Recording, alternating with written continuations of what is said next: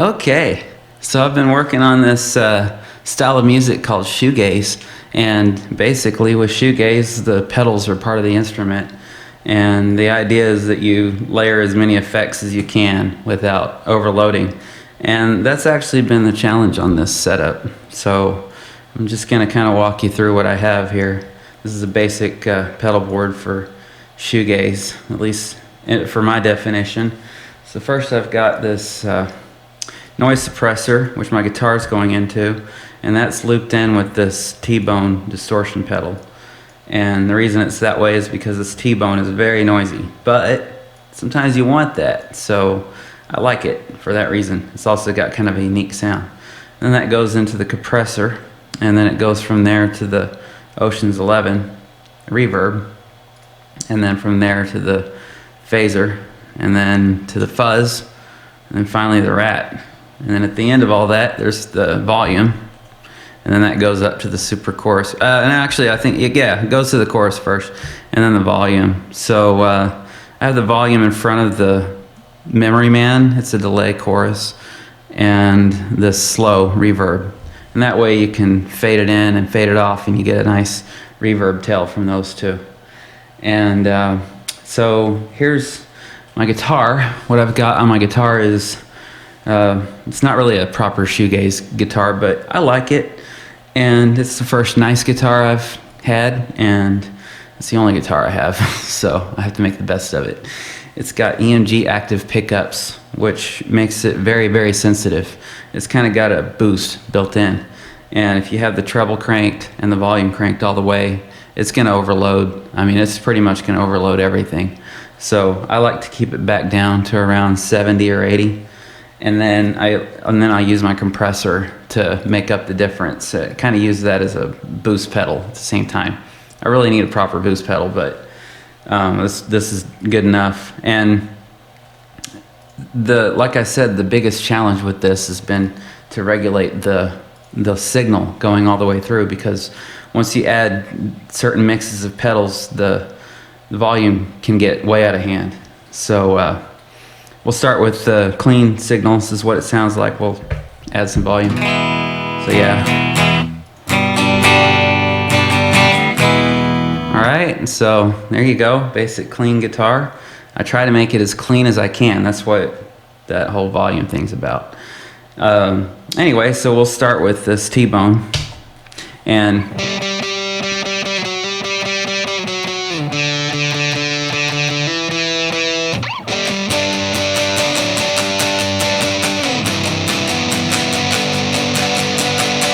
so there you go. Here's the T-bone. It sounds pretty cool.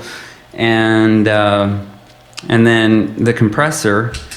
And when you add the compressor, it adds quite a bit of noise. And so I like to use this thing pretty heavily when I've got the compressor going, just because if I've got all three of these, it gets very, very noisy. But we'll leave it off for right now. And we'll go ahead and add the reverb. So this reverb has a whole bunch of different settings. Right now I've got it on dynamic. I really like that setting a lot because it's sort of a reverse reverb, but it's also a regular reverb. It's like both at the same time.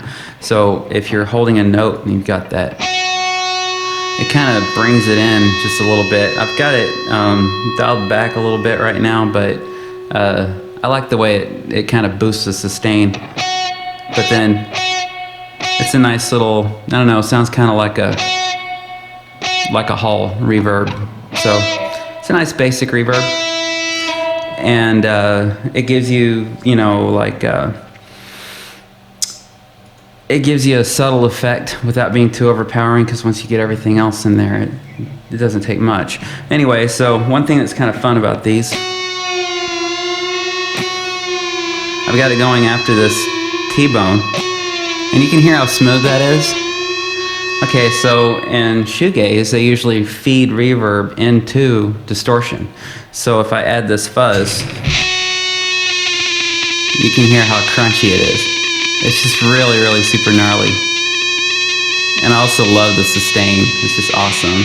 You can add the rat, and there's where that noise comes in. It's just crazy noisy. So if you've got all these going, that's pretty much essential. It's the only way you can survive. But it's real nice, like, real nice crunchy sound. I love it. And it just keeps going and going. Back off that volume a little bit. So we're gonna go ahead and take these off, and we're gonna add the phaser. This phaser is pretty fun. And we're gonna leave the reverb on because it's gonna help enhance the effect of that phaser. Right? So let me show you some of the stuff it'll do.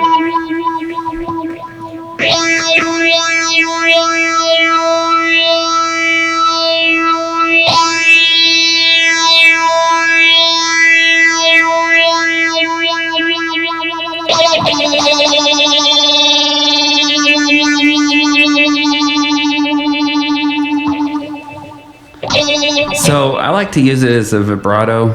It really adds a lot of punch to that thing, and having it right where it is, it feeds it perfectly into like a fuzz or something. You can hear it really well. And I've noticed that the particular setting I've got it on the depth, it seems to work the best when it's going into some kind of distortion, and you can just hear that reverb tail. It's just so cool. And no matter what it's just so crazy. I love it. But I don't run it very often because it's a lot. But I do run the chorus a lot. Now this super chorus is the same one that Lush uses, and that's the main reason I got it. Also because it was available locally.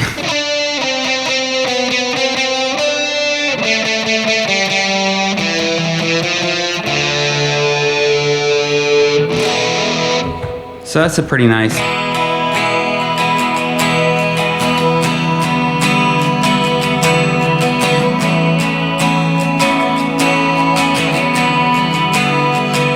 Pretty nice little chorus. It's kind of subtle, but it definitely, you can make it pretty crazy, but it doesn't go as crazy as some of the choruses out there. But I like it. I run it a lot, actually. So then I have that going into this Memory Man. So this is a delay chorus. And what that does is it gives you kind of an echo effect. I'm going to take this reverb off so you can hear it better. I'll take the chorus off too.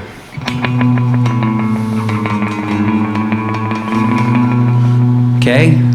And it also has a little bit of modulation. So on that echo effect, it'll actually change the pitch just a little bit. And that's controlled with the depth setting. So I'm going to crank that up just a little bit.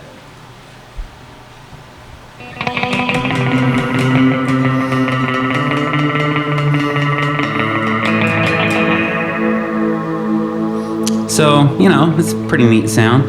And then you can put the slow, last but not least, this is the reverb pedal that I have at the end, because it's very, very atmospheric. So it adds a lot to the sound, especially depending on how you've got your dial set. So by putting it at the end, you don't lose as much of that atmosphere. So that's kind of what this thing does.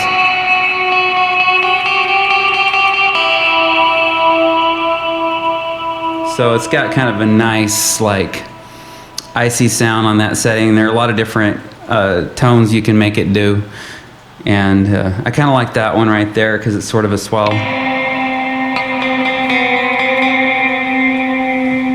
then this one's pretty good too.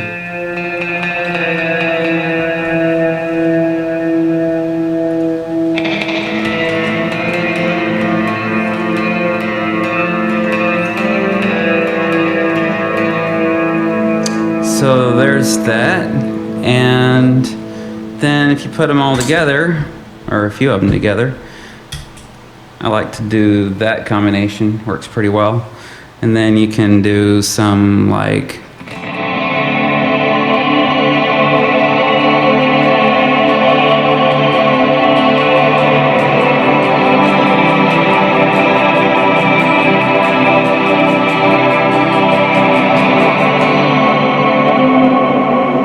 and it just makes a really nice atmospheric sound. It's just fantastic. So there's my pedal board. I hope you enjoyed.